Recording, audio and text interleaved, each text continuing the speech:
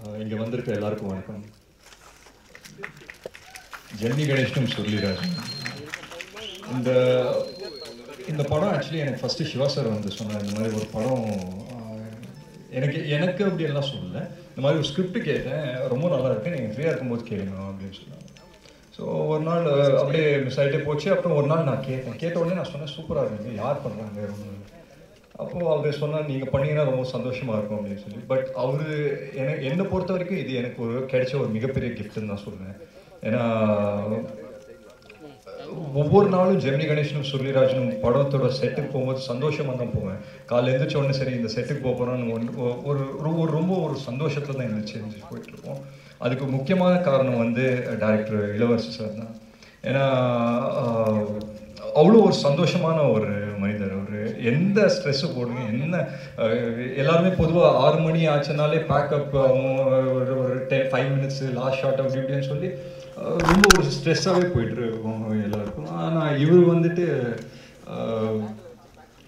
Last shot எடுக்கிறதுக்கு முன்னாடி வந்துட்டு நானும் ரெஜினா அங்கே உட்காந்துருந்தோம். ஸோ வந்து இந்த மாதிரி சார் அப்படின்னு சொன்னாங்க. சொல்லுங்கள் சார் அப்படின்னு. சார் நம்ம ஒரு செல்ஃபி எடுத்துக்கலாமா அப்படின்னு கேட்டார். என்ன சார் சொல்கிறீங்க, எல்லோரும் கத்திக்கிட்டு இருக்காங்க சார் அப்படின்னு சொல்கிறேன்.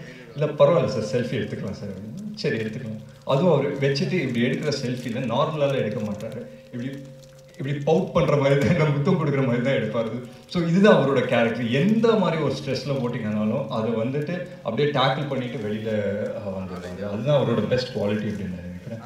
அதுக்கு உதாரணமாக தான் இந்த ஒரு ட்ரெய்லர் பார்த்தீங்க, இப்போ படம் ரிலீஸ் ஆகும்போது பார்க்க போகிறீங்க. அண்ட் நான் என்னோடய காஸ்ட் ரெஜினா ஆகட்டும், அதித்தி, ஐஸ்வர்யா, பிரணீதா, சூரியனை எல்லா சார்பாகவும் நான் எதுவும் சொல்லாமல் நினைக்கிறேன். ரொம்ப ஒரு சந்தோஷமாக ஒரு ஜாலியாக பண்ண ஒரு படம் தான் ஜெமினி கணேஷனும் சுருளிராஜனும். அண்ட் படம் பார்க்கும்போது உங்கள் எல்லாருக்கும் புரியும், உங்கள் எல்லாருக்கும் பிடிக்கும்னு நான் நினைக்கிறேன். ஒரு மிகப்பெரிய வெற்றி படமாக அமையும்ன்ற ஒரு நம்பிக்கை எனக்கு இருக்குது. அண்ட் முக்கியமாக தமிழ் சினிமா ரசிகர்கள் எல்லாருக்கும் ரொம்ப ரொம்ப நன்றி. அண்ட் இங்கே வந்திருக்க எல்லாருக்கும் ரொம்ப ரொம்ப நன்றி. Thanks. Thank you so much Atharva.